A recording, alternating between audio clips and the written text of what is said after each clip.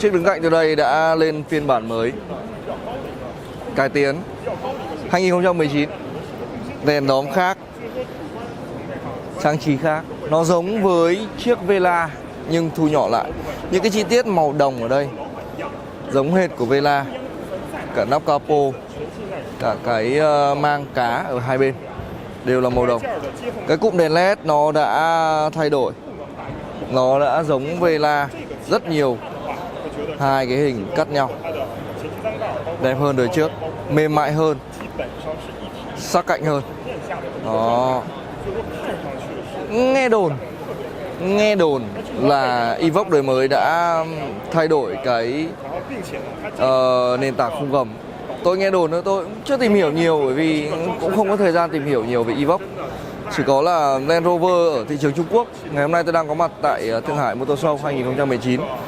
Thì cũng đã có nhiều lời đồn là Land Rover chưa thực sự được tốt cho lắm. Thì các bạn có thể search ở trên Google rất nhiều đã ra. Và tôi nhớ không lầm là năm trước, quý 3 năm trước hay quý 4 năm trước thì Land Rover đã thua lỗ đến 4 tỷ đô la tại thị trường Trung Quốc. Bởi vì cái chất lượng của xe nó chưa được thực sự hợp lý cho lắm. Cái này thì là thông tin quốc tế nhá, tôi chỉ dịch ra thôi, chứ tôi không có ý dìm hàng đâu. Các bạn đừng nghĩ là tôi ghét hay tôi dìm hàng gì cả. Tôi rất thích Land Rover, tôi có tiền tôi sẽ mua một chiếc. Nhưng mà Evoque thì tôi thấy nó nhỏ, không hợp với tôi thôi.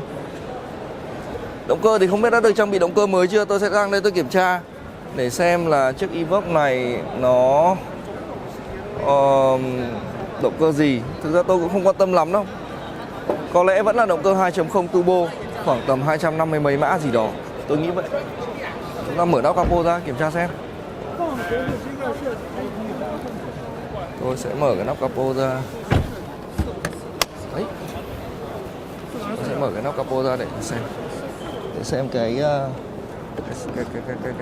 bên trong là như thế nào. Đây, chúng ta có một cái động cơ Ingenium, nghe quen quen nào. Không biết là động cơ mới chưa hay là vẫn sử dụng động cơ của Ford thì không biết. Chứ trước Evoque đời trước thì động cơ của Ford phát triển trên nền tảng của Ford. Tôi nghĩ là cái động cơ này cũng vậy thôi. Đây các bạn nhìn vào khu vực này, các bạn sẽ thấy 4 xi lanh turbo đặt ngang. Đó. Nhìn nó cũng hơi đơn giản, gọn gàng nhỉ, gọn gàng một chút. Về độ off-road thì mình đã biết cái khả năng off-road của Evoque rồi, chúng ta không bàn nữa. Nhưng mà ai mua xe này mà đi off-road thì làm ơn báo cho tôi biết để tôi đến tôi quay phim. 1.000 người mua xe này chắc 1.001 người không dùng để off-road. Xe nó đẹp mà, mấy ai đi để off-road. Off-road thì chắc là mua bán tải thôi.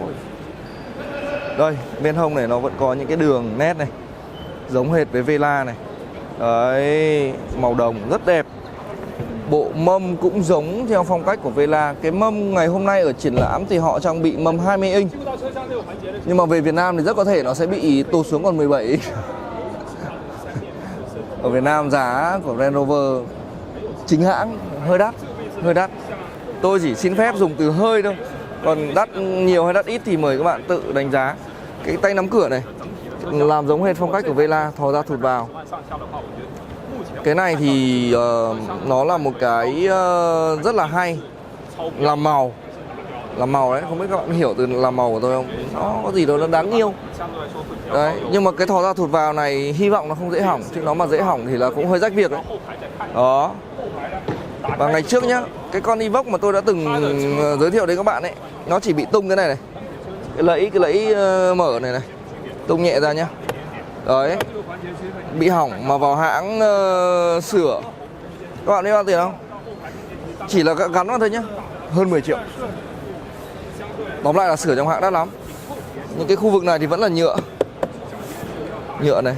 À đây là giả da rồi này, bắt đầu là da mềm này, chắc là giả da thôi. Chỗ này nhựa mềm hơn này. Ở những cái nút này thì vẫn là rất nhựa này. Tôi nghĩ rằng ấy, những cái xe lên đến tầm dám nói là thương hiệu này, thương hiệu nọ, đẳng cấp này, đẳng cấp kia thì cũng làm hơn là làm cho nó đẹp hơn những cái thương hiệu mà thấp cấp hơn mình. Chứ thương hiệu mà cao quá rồi mà làm cái xe mà còn kém hơn cái thương hiệu mà thấp hơn mình thì hơi phí. Hơi phí, các bạn hãy nhìn cái nút lúc này nhiều nhựa quá. Đấy, hơi phí. Rồi chúng ta sẽ ra phần đuôi xe đi. Phần hông xe chúng ta đã nhìn thấy rồi. Phần đuôi xe thì chúng ta sẽ có một cái hệ thống đèn LED, nó cũng dẹt hơn này, dài hơn, mềm mại hơn, giống với Vela hơn. Đó. Nó cũng không khác gì nhiều. Tôi mở cốp ra nào. Chúng ta có một cái camera ở đây này. Đó, camera ở đây. Lát nữa tôi sẽ cho các bạn biết là cái camera đấy nó hiển thị ở màn hình nào. Mở cốp ra này. Ô, cốp này, không mở điện à? Mở ra nha. Không mở. Kéo ra. Vô lý nhá. Rõ ràng là cái này mở điện nhá. Tôi nghĩ là đang hơi trục trặc một cái gì đấy thôi. Cái cốp thì rộng. Tương đối là rộng. Nhưng mà để nói là rất rộng thì không. Với cái xe nhỏ như thế này là cũng không đến nỗi tệ lắm đâu. Không cảm tạ. Ấn xuống đi. Đấy, ấn xuống thì đã đóng rồi. Mở lên thì không hiểu sao. Cái xe của Range Rover ấy, cái đồ đạc trang bị, đặc biệt là đồ nội thất ấy, nó xuống cấp nhanh quá. Cho nên ở thị trường Trung Quốc đang mất dần cái uy tín. Các bạn cứ về tìm hiểu ở trên báo các bạn sẽ thấy cái chất lượng làm của nó không được chỉn chu cho lắm. Rồi chúng ta sẽ đến khoang nội thất đi. Chúng ta sẽ vào khoang nội thất xem như thế nào. Đó. Ở khoang nội thất thì các bạn sẽ thấy nó khá là giống với xe Vela. Các bạn nhìn thấy chưa? Nội thất thì giống hệt Vela nhá. Đây này. Đây, tôi sẽ cho các bạn thấy. Chúng ta sẽ có một cái cần số ở đây. Nó không phải là núm xoay như là chiếc Range Rover khác, mà nó sẽ là cần số giống với những cái chiếc Jaguar sử dụng chung mà. Phiên bản này là First Edition rồi đấy nhá. Chúng ta sẽ có hai màn hình giống kiểu Vela. Chúng ta sẽ có cái khay ở đây. Khay đây để làm gì đấy không biết nữa. Chúng ta sẽ có khu vực này toàn bộ là kiểu Vela luôn này. Các bạn hãy nhìn chất liệu đây này.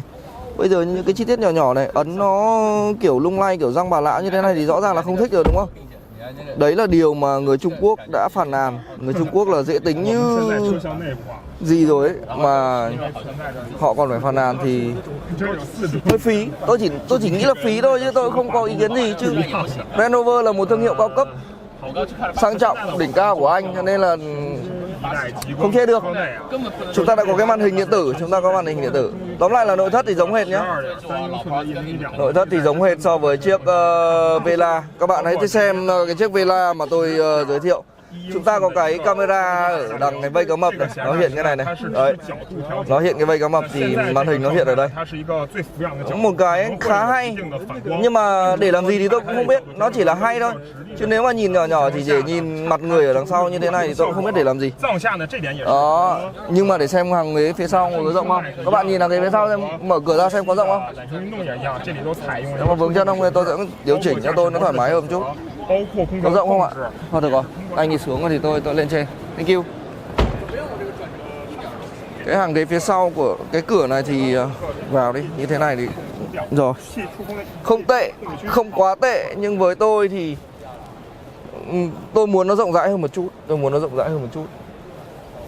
Cái lưng ghế thì phía sau thì cũng được thôi. Bây giờ mà hở ra một câu chê là tách biệt với nhau ngay. Chúng ta có một cái cửa panorama như cửa kính, không mở được, rất to luôn. Cái này ấy, thì sẽ nóng thau rào luôn. Các bạn biết không? Bởi vì cái màn che này nó là một cái lớp vải rất mỏng luôn. Cho nên là ở Việt Nam ấy, nắng nó chiếu xuống sẽ rất nóng. Cho nên là nếu mà tôi mua xe này thì tôi sẽ không chọn cái phiên bản có cái cửa kính này. Nắng lắm. Cửa gió điều hòa đằng sau đã có, nhưng ngồi hơi chật thật, ngồi này hơi chật. Tại vì cái chân nó hơi xổm. Đây, cửa gió này thì nó hơi nhựa một chút. Còn cái viền này thì đỡ hơn này. Đấy. Tóm lại là Evoque đời mới, đẹp, thương hiệu tốt,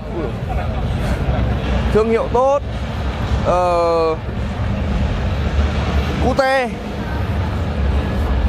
mạnh, off-road hay. Thực dụng hay không thì tôi chưa biết, nhưng mà nó sẽ cạnh tranh với một số những đối thủ rất sừng sỏ. Ví dụ như ngay đối diện kia là một chiếc Volvo XC40. Thôi chúng ta không cần quay sang nhìn, các bạn có thể xem lại cái bài giới thiệu Volvo XC40 của tôi. Volvo XC40 nó chỉ có mức giá rơi vào khoảng tầm 1,5 tỷ đổ lên thôi, 1,7 tỷ là bản full rồi. Thì Evoque nếu như phiên bản kiểu như thế này bạn mua ở Việt Nam nó phải 3 tỷ, có nghĩa là giá nó gấp đôi. Và giá trị nhận lại thì tôi cũng không biết, có lẽ các bạn sẽ tự trải nghiệm, các bạn sẽ thấy được là cái giá trị của nó như thế nào. Sức mạnh thì tôi nghĩ là để mà nói ai hơn ai thì thôi cũng tùy, bởi vì xe này có thể nó cũng động cơ 2.0 nó cũng lên 300 mã được. Volvo nó cũng có thể lên đến 320 mã được. Thực ra ấy, bật mí luôn nhé, mà tôi không bật mí. Tôi chỉ bật mí nho nhỏ là cái động cơ này nó có một sự liên quan nhẹ nhẹ đến Volvo. Còn các bạn tự tìm hiểu. Vậy thôi, hãy để lại comment và cho chúng tôi biết ý kiến của bạn về chiếc xe này như thế nào. Và đừng quên subscribe kênh YouTube của chúng tôi và bấm vào nút chuông. Còn bây giờ thì đi một vòng và xin chào tạm biệt và hẹn gặp lại các bạn trong những video tiếp theo. Chúng ta có thể nhìn cái xe ở trên đảo kia thì sẽ thấy nó rõ ràng hơn.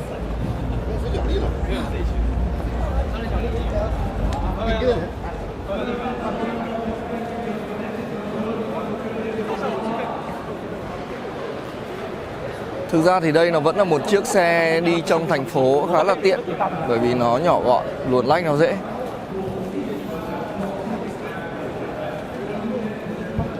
Nhưng mà thực sự thì trên thế giới thì Evoque là một chiếc xe thất bại của Range Rover.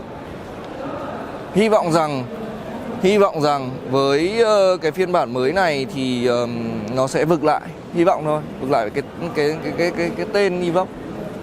Hiện tại thì Evoque ở Việt Nam phiên bản cũ tôi được biết là giảm giá vài trăm triệu để bán nốt cái phiên bản cũ đi để đón cái phiên bản mới này về. Hy vọng là nó sẽ về sớm để cho các bạn tự chiêm ngưỡng, tự trải nghiệm. Tôi cũng sẽ sớm có một cái video trải nghiệm khi mà chiếc xe này về Việt Nam, chắc chắn, tôi hứa. Và sẽ làm rất công tâm để cho các bạn biết là chiếc này có đáng tiền hay không.